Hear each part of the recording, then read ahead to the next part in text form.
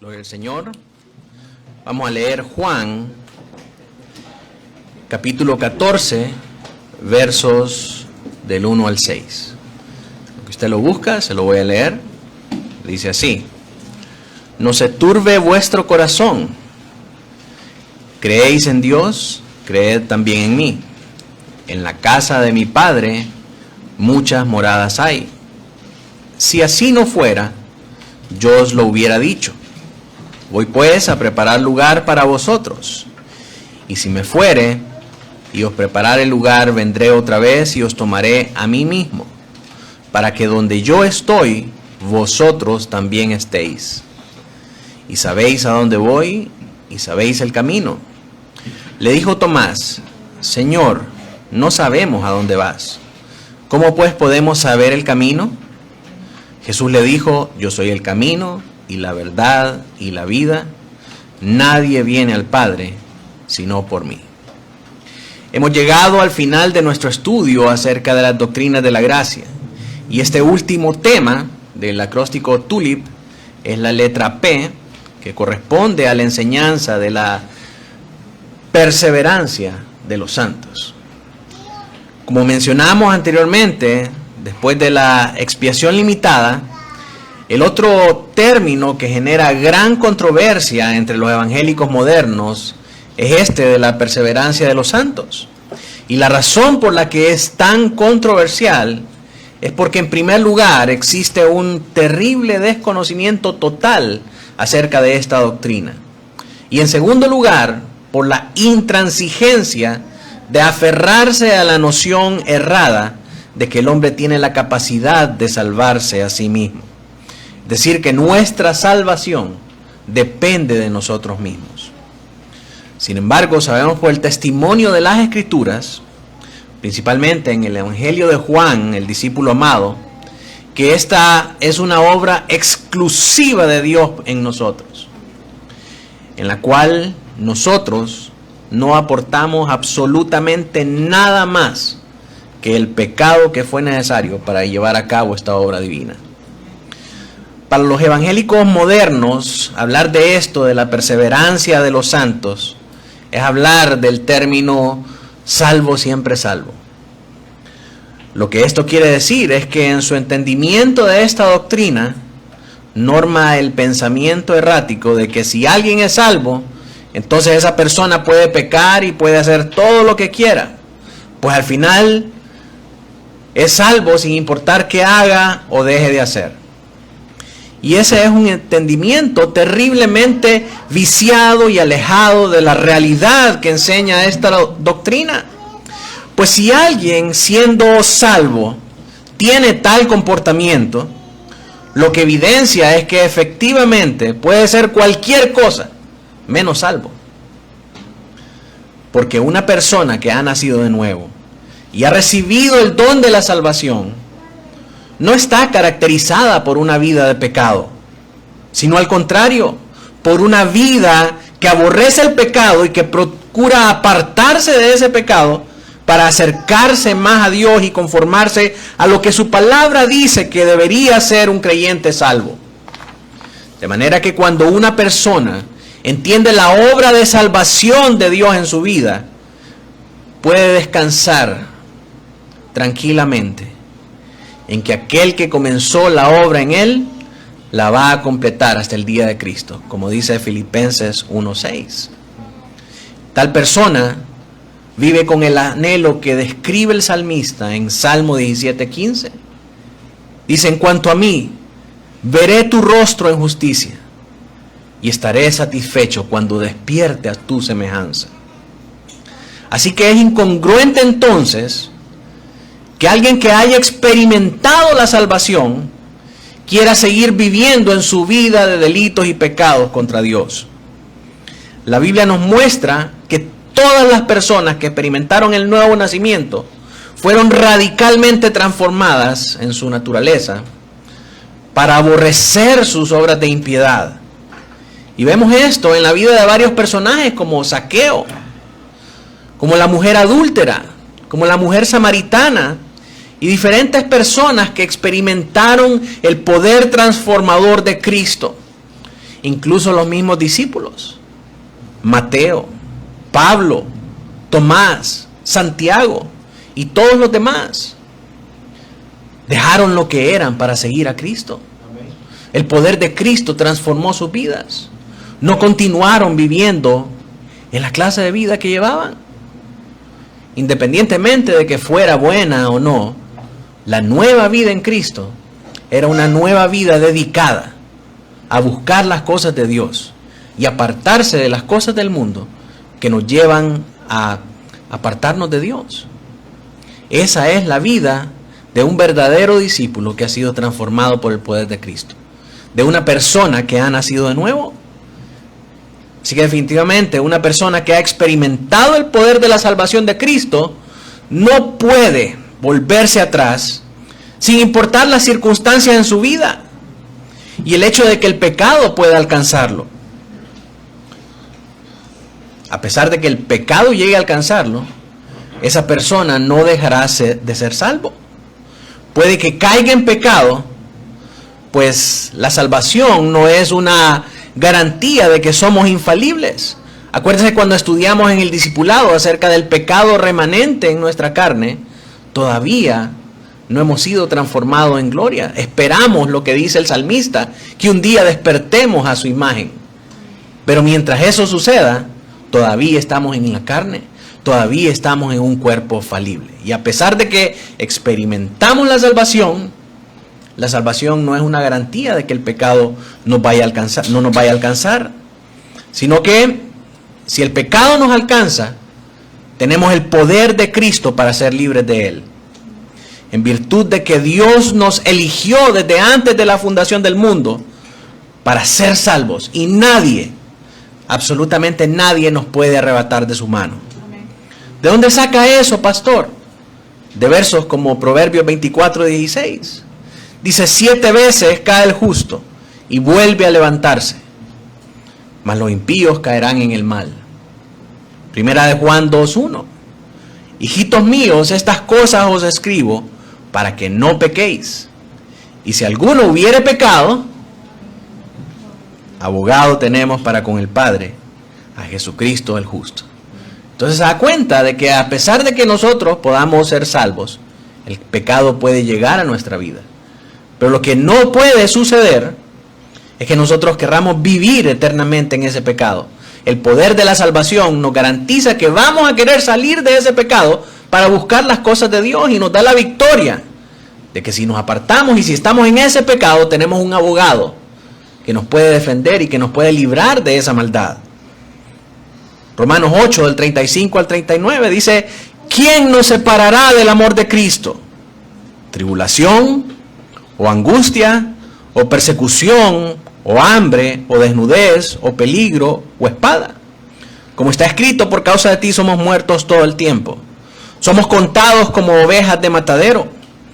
Antes, en todas estas cosas, somos más que vencedores por medio de aquel que nos amó.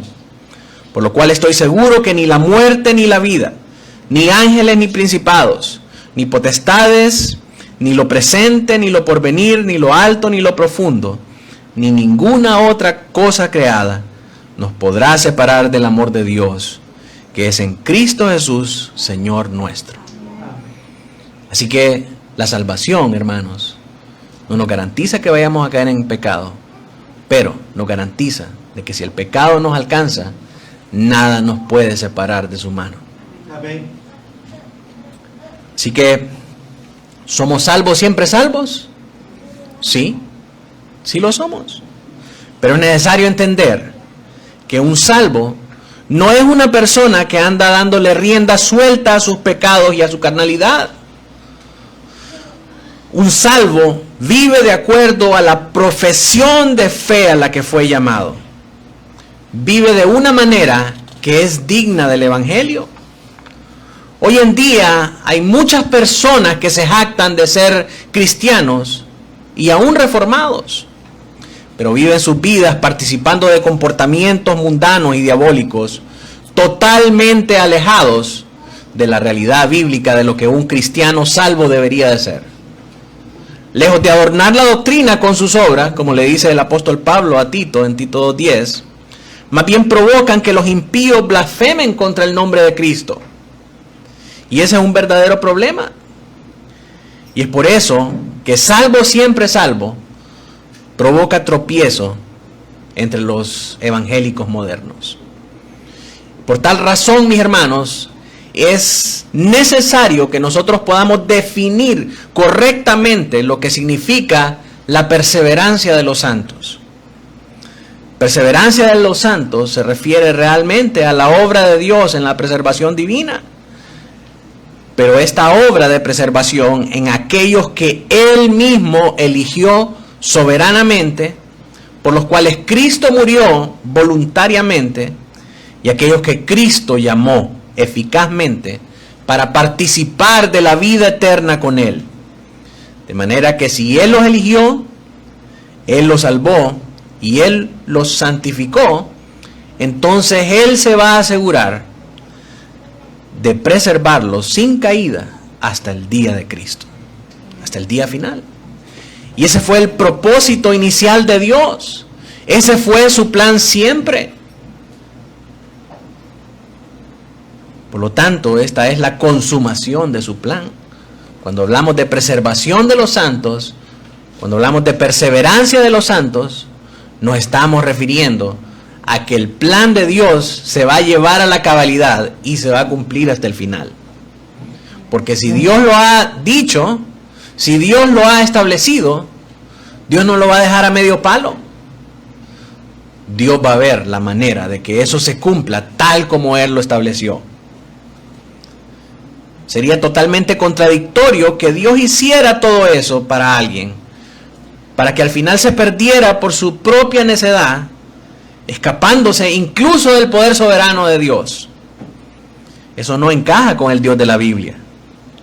Efesios nos dice que Él es poderoso para hacer todas las cosas mucho más abundantemente de lo que pedimos o entendemos, según el poder que actúa en nosotros. Y todos estos argumentos tienen lógica. Pero ¿cómo vemos esta doctrina a la luz de la Escritura, especialmente en el Evangelio de Juan, el discípulo amado? El texto que leímos para comenzar nos habla el Señor Jesucristo que Él va a garantizar que aquellos que son de Él, que aquellos que fueron elegidos por los cuales Cristo murió y que fueron llamados por medio del Espíritu Santo, van a vivir y van a estar donde Él está. Esa es una promesa que Cristo está haciendo a sus discípulos. La evidencia de esta realidad es totalmente abrumadora.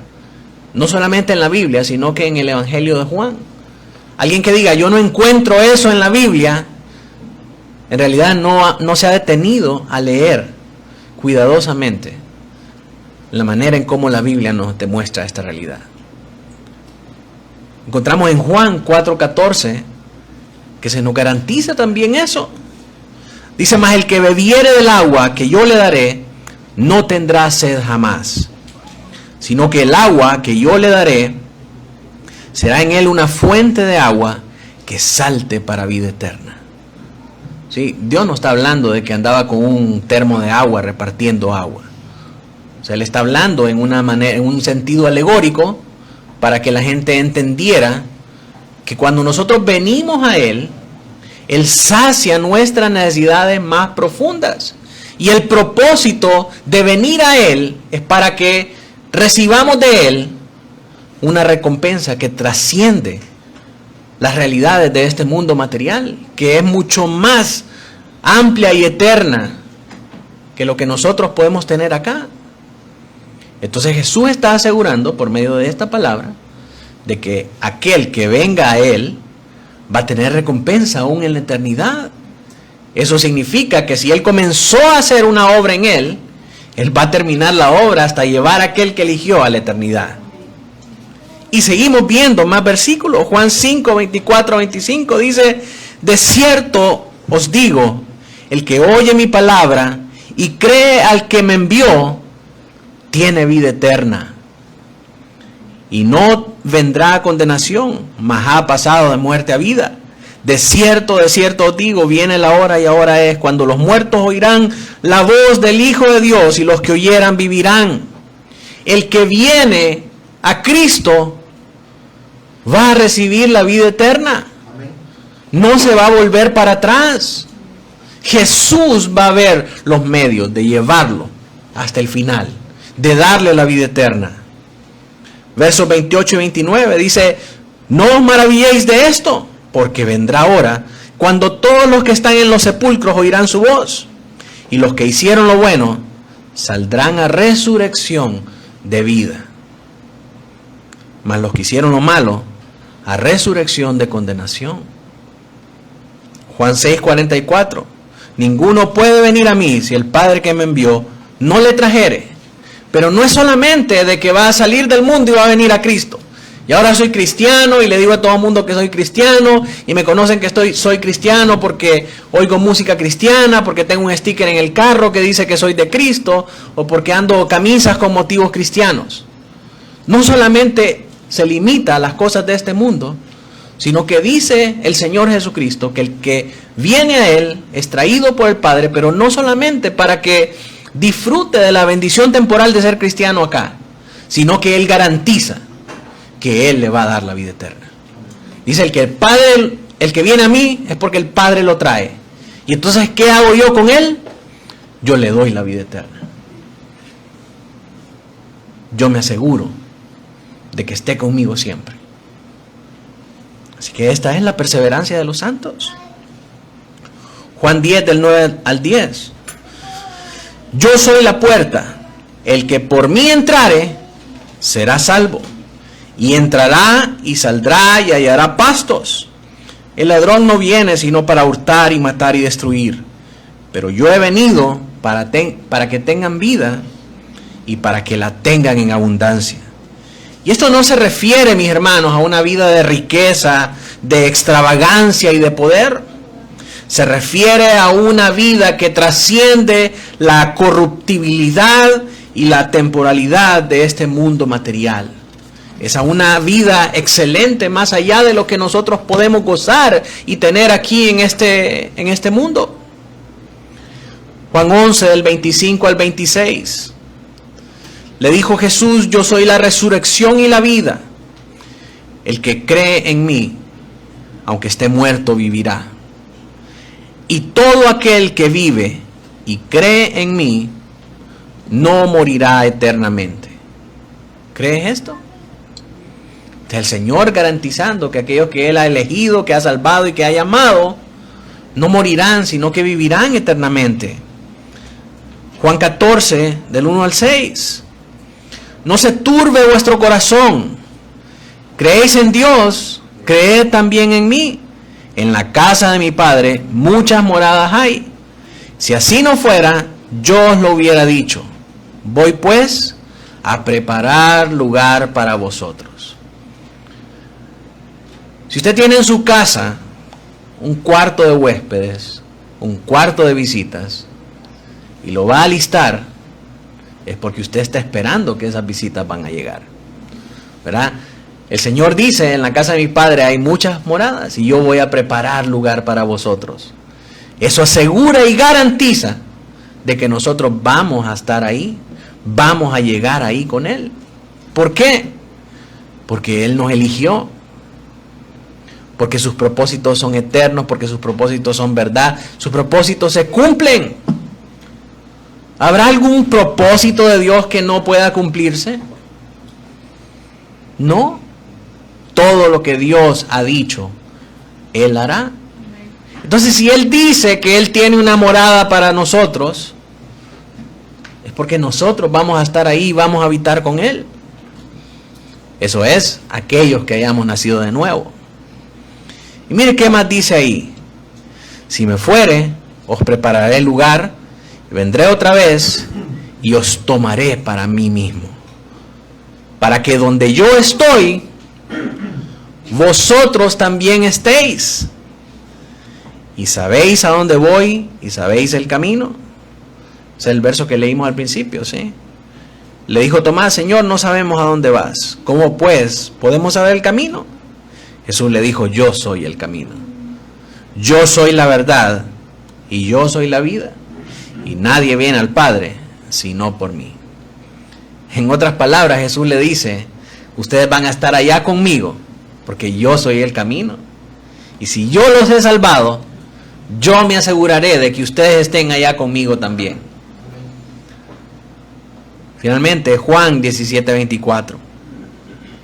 Padre, aquellos que me has dado, quiero que donde yo estoy, también ellos estén conmigo.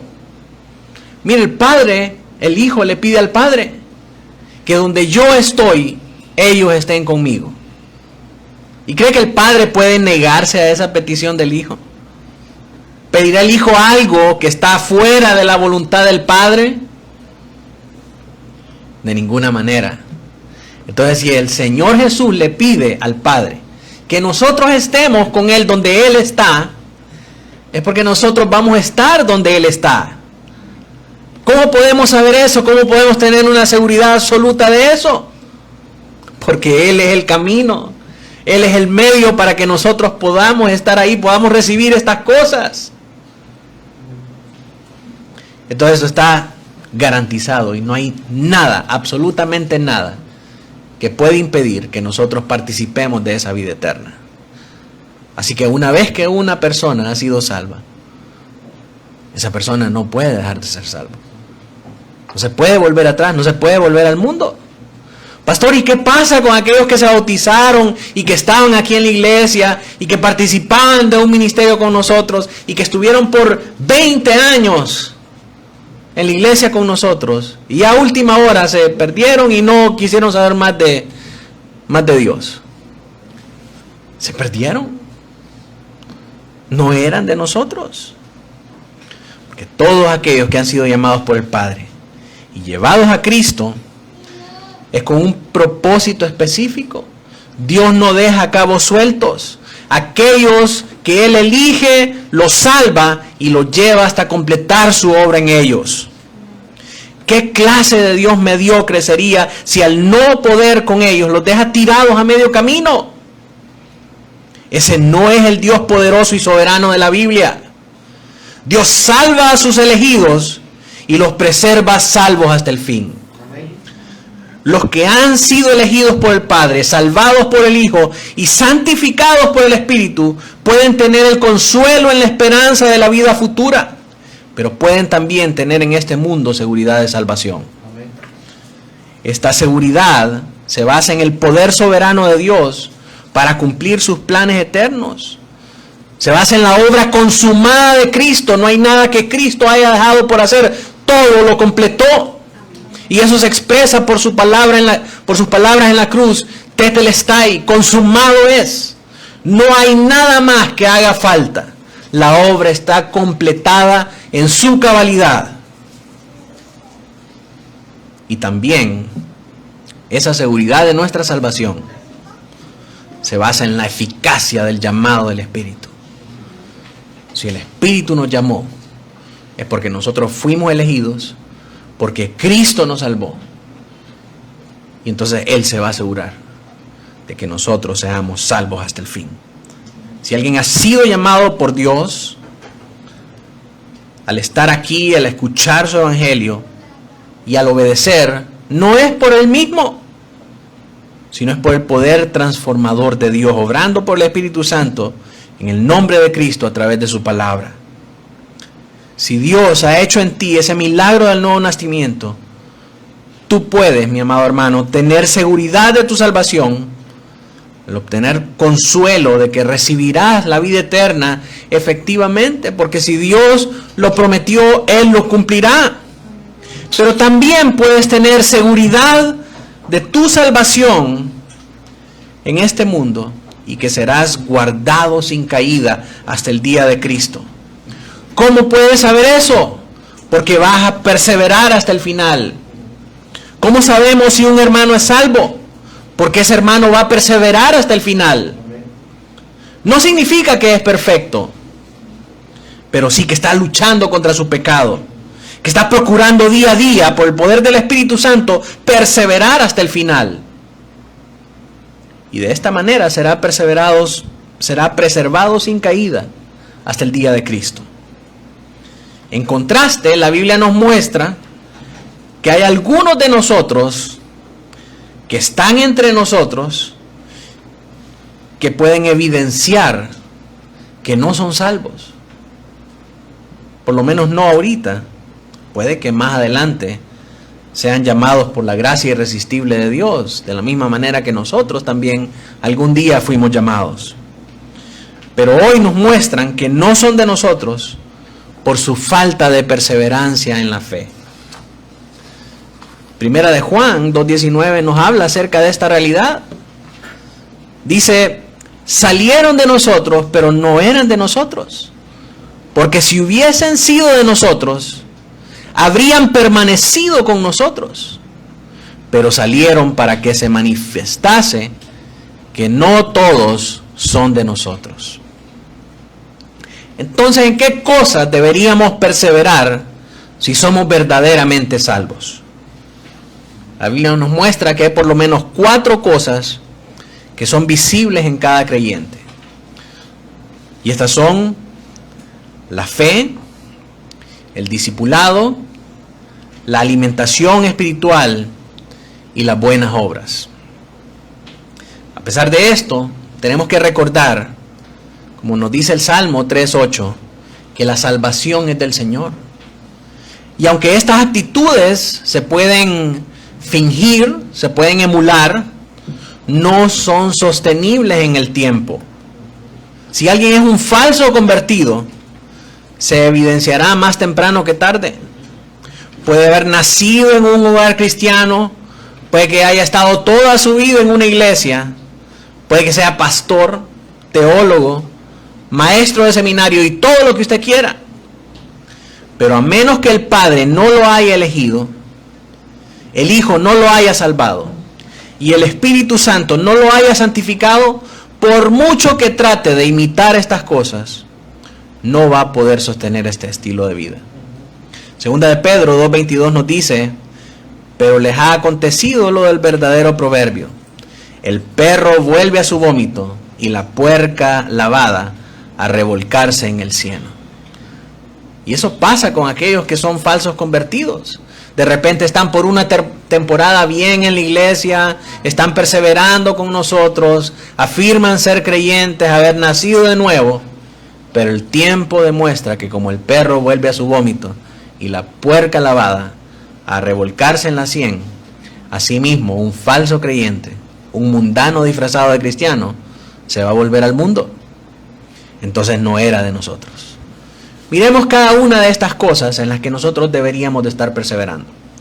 En primer lugar, la fe. ¿Cómo perseveramos en la fe? Juan 1:12 nos dice, mas a todos los que le recibieron, a los que creen en su nombre, les dio potestad de ser hechos hijos de Dios. El prólogo de Juan hace una separación entre los que son elegidos y los que no. Y la característica distintiva que Juan usa para separar a unos de otros es esta acción de creer, que en el griego es pistis. Como ya hemos dicho anteriormente, este creer es lo mismo que poner su fe en. Entonces, cuando Juan habla de que aquellos que creen en Él, está hablando de aquellos que ponen su fe en Él. Esta palabra, el que cree, en griego es un verbo que está conjugado en tiempo presente. ¿Qué significa eso? Que esto puede leerse de la siguiente manera: los que le reciben continuamente están creyendo en Él. Porque este verso está conjugado en presente. Entonces, están creyendo constantemente en Él. Es decir, están poniendo su fe en Él. Y esto es ratificado en todos los pasajes del Evangelio, donde Jesús dice, el que cree en mí. El verbo siempre es el mismo y siempre está conjugado en tiempo presente. Lo encontramos en Juan 3:15, 16, 18, Juan 4:36, Juan 5:24, Juan 6:35, 40, 47, Juan 11:25 y 26, Juan 14:1 y Juan 20:31. Así que no son cosas o no es una enseñanza aislada, fuera de contexto, sino que nosotros la vamos a ver ratificada una y otra vez, capítulo tras capítulo, versículo tras versículo. Son verdades torales que son enseñadas continuamente por el Señor Jesucristo. Así que creer en Cristo, mis hermanos, no es un acto aislado. De allá en 1900 tal y tal, yo creí en Cristo y entonces ya soy salvo. Según la manera en cómo Jesús enseña acerca de creer en Él y de poner su fe en Él, es un acto continuo, presente. Es un acto continuamente presente. Todos los días estamos poniendo nuestra fe en Él por encima de las cosas de este mundo. Y eso es perseverar en la fe. Jesús también usa este mismo tiempo presente, continuo, en versos como Juan 10, 25 al 26. Pero lo usa para referirse a los que no son sus ovejas. Los que no son sus ovejas continuamente están alejando su fe de Él. No están poniendo su fe en Él, sino que están poniendo su fe en las cosas de este mundo. Por lo tanto, no están perseverando en la fe en Él.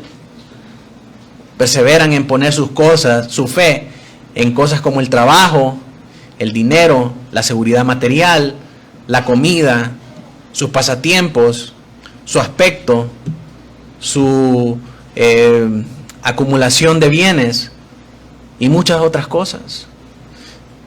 Los que no son las ovejas del Señor ponen su fe en esas cosas. Todos los días ponen su fe en esas cosas.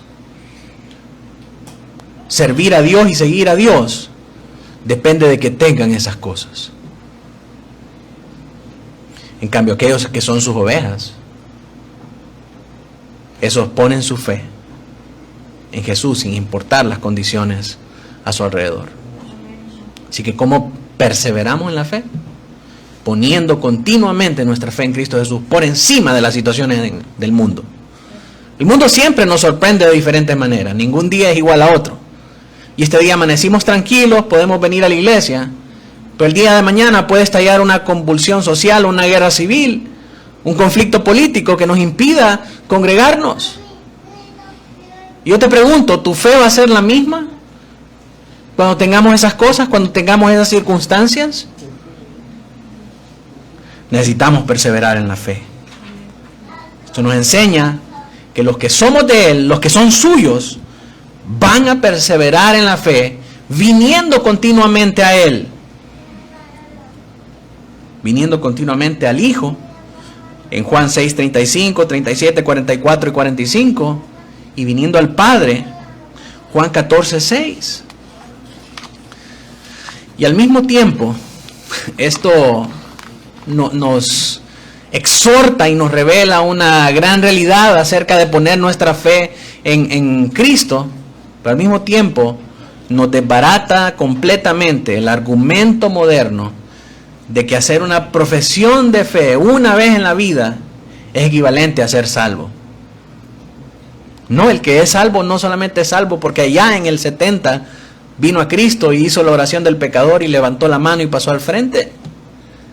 El que es de Cristo persevera en poner su fe en Él. Todos los días está poniendo su fe en Él. Claro, hay un día que nos marcó a todos cuando escuchamos el Evangelio. Pero puede ser que alguien escuchó, alguien hizo esa oración, alguien pasó al frente, lloró y hizo todo el show. Y hasta le dieron un cartoncito de que aceptó al Señor. Pero ahí se separó. Entonces esa profesión, esa oración de ese día no significa nada si hasta el día de hoy tú no estás perseverando en esa fe. Así que en lo primero que los discípulos del Señor, lo primero en lo que los salvos siempre salvos deben de perseverar es en la fe. Lo segundo es en el discipulado. La marca inequívoca de un discípulo es que permanece continuamente aprendiendo de su maestro. El discipulado está arraigado a la vida de los creyentes y a la iglesia. Es decir, de manera individual en cada persona y de manera congregacional en toda la iglesia. Una persona que no busca estar en discipulado, evidencia que no es un verdadero creyente. Una iglesia, hermanos, que no trabaja en función de discipulado, de educar a sus miembros, de enseñar a sus miembros, no es una iglesia verdadera, es una sinagoga de Satanás, que lo que está haciendo es entreteniendo gente mundana. ¿Cómo crecen las iglesias? Las iglesias crecen de una sola manera y la Biblia nos muestra cuál es. Hechos 2:42. Y perseveraban en la doctrina de los apóstoles, en la comunión unos con otros, en el partimiento del pan y en las oraciones. Esto es discipulado. Crecer juntos en la doctrina. Cuando nos reunimos a estudiar juntos la doctrina del Señor, tenemos comunión, compartimos el pan, oramos unos por otros. Eso es discipulado. Hechos 6:7 dice, y crecía la palabra del Señor. ¿Por qué? Porque más personas estaban estudiando la palabra del Señor. Y el número de los discípulos, por consiguiente, mire, la causa es la enseñanza de la palabra. La causa es el discipulado. El efecto es que el número de los discípulos se multiplicaba grandemente en Jerusalén. Mi hermano, si usted está estudiando, usted va a crecer espiritualmente. Si la iglesia está discipulando, la iglesia va a crecer. Y si sus miembros están comprometidos con ese discipulado, esa iglesia va a crecer. También muchos de los sacerdotes obedecían a la fe. Hechos 12:24. Pero la palabra del Señor crecía y se multiplicaba. En otras palabras del Señor, no, en otros discípulos. De esa manera es como la palabra crece. La palabra crecía por el estudio de las enseñanzas apostólicas. Y este crecimiento en esta doctrina lo que hacía era añadir más discípulos. Esta vida en común de perseverar en las doctrinas espirituales es el proceso de discipulado. ¿Cómo crecen las iglesias entonces? A través del discipulado. Si esto es así, entonces ¿por qué no crecen las iglesias? Porque no hay discipulado. No hay estudio de doctrina sólida, solamente lechita. Muchas iglesias no enseñan doctrina porque la doctrina divide. La doctrina es importante, mis hermanos, porque nos lleva a conocer a Dios más profundamente y nos lleva a conocer nuestras responsabilidades con Él.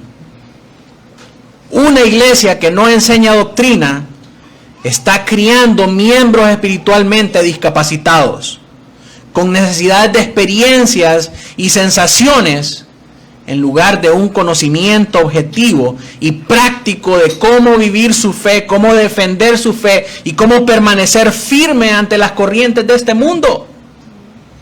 Pastor, pero en mi iglesia hay discipulado y aún así está estancada la iglesia. Hay dos cosas por las que puede estancarse una iglesia aún con discipulado. La primera es porque no se le está dando alimento sólido. Puede que tengan discipulados, células de crecimiento, grupos pequeños, como usted los quiera llamar. Pero lo que se reúnen es a jugar, a lo que se reúnen es a tener devocionales sentimentales, pero no estudio sólido de doctrina acerca de las verdades del Señor. Y la segunda causa la encontramos nosotros en Hechos 2:46, porque dice que la iglesia perseveraba unánime cada día en el templo y partiendo el pan en las casas, comían juntos con alegría y sencillez de corazón. Cuando no hay unanimidad en el discipulado, no puede haber crecimiento. Cuando lo que se enseña en el púlpito está divorciado de lo que se enseña en las células, en los grupos, en las casas, en lo que sea, no puede haber crecimiento. Es por eso, mis hermanos, que es mi convicción por experiencia que la iglesia se edifica unánimemente, toda unida, no en partes aisladas. Porque eso es lo que vemos que sucedía en la iglesia al principio. Y estaban todos unánimes juntos y participaban de estas cosas. se enseñaba la doctrina apostólica, y el resultado es que la palabra de Dios crecía en más discípulos que se iban añadiendo y conociendo estas verdades. Y otra cosa es que quien discipula a las ovejas son los pastores, porque ese es el trabajo de los pastores. Claro, podemos unirnos a leer juntos un libro, podemos unirnos a llevar juntos un plan de lectura. Con la venia del pastor también, no me vaya a salir con que va a llevar el plan de lectura de Joel Osteen. Podemos unirnos para llevar juntos un plan de lectura. Y podemos edificarnos mutuamente con lecturas cristianas, aprobadas por el pastor también. No me vaya a salir ahí con cartas a Dios o la cabaña o algunas cosas de esas. Pero el estudio de la doctrina bíblica debe estar a cargo siempre de un hombre de Dios con las competencias bíblicas y el reconocimiento de la iglesia de su ministerio para poder enseñar, no de un neófito que va a contaminar la iglesia. Así crecen las iglesias, a través de un discipulado unánime, sólido en la enseñanza de las doctrinas apostólicas. ¿Cómo crecen las personas entonces? Por el discipulado. Una persona crece cuando una persona está conectada al discipulado de la iglesia. ¿Cómo dejan de crecer las personas? Cuando dejan de participar en el discipulado. Mi hermano, lo que es el discipulado, la oración y la escuela bíblica debe tener para ti el mismo sentido de urgencia que tu salvación. Tú dejas de crecer cuando comienzas a aceptar el pensamiento carnal y diabólico que las instancias de aprendizaje de la iglesia son opcionales para ti, que no son contigo, que no son necesarias, que ya estuviste en el culto y que eso te exime de las responsabilidades con la iglesia, que hay que dejar que otros menores o nuevos aprendan y no tú, porque tú ya eres viejo, ya eres conocedor de todas las cosas. Es un pensamiento carnal y diabólico que te va a llevar hacia el estancamiento espiritual y hacia tu destrucción. El pueblo de Dios persevera para vida eterna a través del discipulado. Y Jesús manifiesta esta necesidad en versos como Juan 8:31. Dijo entonces Jesús a los judíos que habían creído en Él. Usted sabe cómo son los judíos. Y ellos son orgullosos de su cultura, de sus tradiciones, y piensan que son súper espirituales porque recitan la Shema, porque hacen tal o cual celebración. Y ya eso es suficientemente espiritual para ellos. Y Jesús les dice a esos que habían creído en Él: si vosotros permaneciereis en mi palabra, seréis verdaderamente mis discípulos. Un verdadero discípulo no se jacta de lo que sabe, no se jacta de su super espiritualidad, sino que busca continuamente estar aprendiendo y estar creciendo en el estudio de su palabra. La manera en cómo perseveramos en el discipulado es permaneciendo en la palabra, es oyendo la palabra, dice Juan 5:24, es oyendo su voz, dice Juan 10:27 y 18:37. Es guardando sus mandamientos como la expresión de su amor por Él mismo,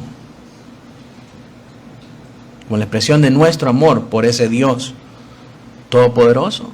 Y eso lo vemos en Juan 14:15, del 21 al 24, Juan 13:34, 35, Juan 15 del 10 al 12, el 14, el 17, Juan 21 del 15 al 17. Perseveramos en nuestra salvación cuando perseveramos en el discipulado. Otra de las maneras en las que nosotros podemos perseverar es a través de la alimentación espiritual. Como pastor de esta iglesia, usted no me dejará mentir que siempre le estoy preguntando cómo está perseverando, qué está leyendo, cómo alimenta su alma. Y si no está haciendo nada, siempre le estoy compartiendo recursos para leer, escuchar y ver de manera que pueda ser constantemente edificado. En Estandarte de Verdad siempre hay algo que hacer. Y eso incomoda a los cristianos nominales, los que solo son de nombre. Pues estos solo quieren venir al culto el domingo y olvidarse el resto de la semana que son cristianos. Pasar el tiempo en sus propios deleites.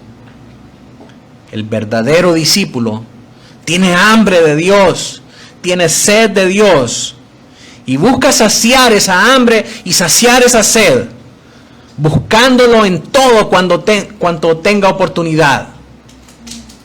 Juan 6 del 54 al 56 dice: el que come mi carne y bebe mi sangre tiene vida eterna, y yo le resucitaré en el día postrero. Porque mi carne, dice el Señor, es verdadera comida, y mi sangre es verdadera bebida. El que come mi carne y bebe mi sangre, en mí permanece, dice el Señor, y yo en él.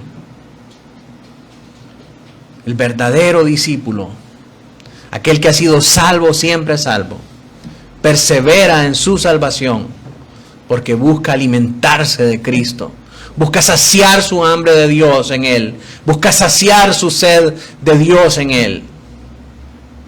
Y cuando busca saciar esa hambre y esa sed de Dios, él permanece en él. Finalmente, la última manera la que la Escritura nos muestra que nosotros perseveramos en este camino de la salvación es a través de las buenas obras. El creyente verdadero persevera en obras de justicia. Juan 3:21 dice: mas el que practica la verdad viene a la luz para que sea manifiesto que sus obras son hechas de Dios. Y esto verdaderamente es así, porque a quien Dios elige, Él preserva, y los que son preservados perseverarán en el camino de la fe a través del discipulado, de la alimentación espiritual y las buenas obras. Porque han recibido vida eterna, están viviendo para la eternidad. Quisiera terminar con unas breves aplicaciones. En primer lugar, para nuestra iglesia. Si Dios te ha hecho partícipe de su salvación, si tú comprendes que no fue por nada que tú hiciste, sino que únicamente por su elección soberana, por su sacrificio con propósito y por su llamamiento eficaz, tú puedes tener la seguridad, mi hermano, que si mueres participarás de la vida eterna. Pero también puedes vivir a la luz de esa eternidad aquí en la tierra. Ser salvo no es excusa para pecar. Es una garantía de que vamos a ser guardados del mal y que perseveraremos hasta el fin por la obra que Él ha hecho en nosotros. Y lo que Él ha empezado a hacer en nosotros, Él lo terminará y lo completará hasta el día de Cristo. A causa de esa obra de preservación, tenemos la responsabilidad de perseverar en la fe, en el discipulado, en la alimentación espiritual y en las buenas obras. ¿Cómo podemos saber si somos salvos? Porque vamos a perseverar en estas cosas hasta el fin. Entonces yo te hago una pregunta. Hermano, si tú no estás perseverando en estas cosas, si tú no estás perseverando en la fe, si tú no estás perseverando en el discipulado, si tú no estás perseverando en alimentarte espiritualmente, y si tú no estás perseverando en las buenas obras, congregarse es una buena obra, servir a los hermanos es una buena obra, evangelizar es una buena obra. Si tú no estás perseverando en estas cosas, yo te invito para que recapacites en esta mañana y para que medites si tú verdaderamente eres salvo. Que seas sincero contigo mismo y con Dios. Porque fácil es decir yo soy salvo y hacer la pantomima de que lo eres. Aquí todos son bonitos y todos son santos y qué lindo se miran en las fotos. Pero difícil es vivirlo. Difícil es que se evidencie en tu vida esa salvación. ¿Es el conocimiento de Cristo y de su vida eterna más real para ti que las necesidades y los afanes de este mundo? ¿Estás perseverando en el discipulado?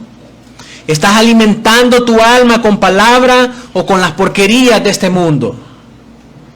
¿Estás creciendo en las buenas obras para con Dios y para con tus hermanos? ¿Qué estás haciendo con tu vida? Considera si eres salvo y clama a Cristo por el milagro del nuevo nacimiento. En segundo lugar, quiero hacer un llamado para aquellos que nos visitan y que no son parte de esta iglesia, que ni siquiera saben si son salvos o no, que no están perseverando en estas cosas y que quizás jamás habían escuchado acerca de esto. Si Dios te ha permitido escuchar este mensaje y ser confrontado por esta palabra, es por una de dos cosas. La primera, o porque Él te eligió para vida eterna, te salvó por el sacrificio de Cristo del castigo atroz de la muerte y del infierno, y ahora te llama por el Espíritu para que respondas positivamente a la oferta gratuita de la vida eterna por medio del Evangelio. O porque después de escuchar esto, saldrás más endurecido en tu corazón y decidido a darle la espalda conforme a lo que Él estableció en su propósito. Así que, si Dios ha despertado tu corazón esta mañana para perseverar en su camino, yo te ruego que atiendas hoy su voz y que clames a Él por misericordia. Para concluir esta mañana, quisiera recordar la enseñanza de esta importante doctrina. Salvo, siempre salvo, no es una licencia para pecar. Es la garantía de que si Dios nos eligió por el Padre, a pesar de ser pecadores totalmente corruptos, nos salvó por el Hijo y nos llamó por el Espíritu, Él se asegurará de guardarnos sin caída hasta cumplir su propósito en nosotros. Las doctrinas de la gracia son el mensaje del Evangelio. Se mira de manera clara en la enseñanza de Jesús en el Evangelio de Juan y están explícitas en cada página de la Biblia. Estas son un mensaje claro y contundente, como nos dice Romanos 8:30. A los que predestinó, a estos también llamó. A los que llamó, a estos también justificó. Y a los que justificó, a estos también glorificó. Mi hermano, podemos tener consuelo en que recibiremos de Dios la vida eterna.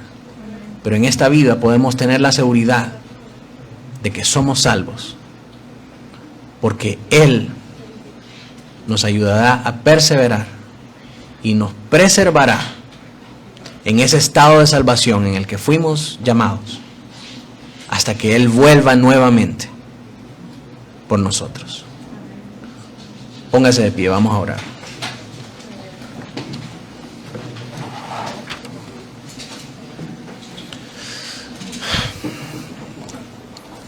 Dios Todopoderoso, te damos gracias en esta mañana, Señor, por darnos esta certeza tan grande de que si tú nos elegiste por el Padre desde la eternidad, que si nos salvaste en el Hijo por su sacrificio inmerecido y totalmente completo, y ahora nos has llamado por medio de tu Espíritu a ser uno contigo,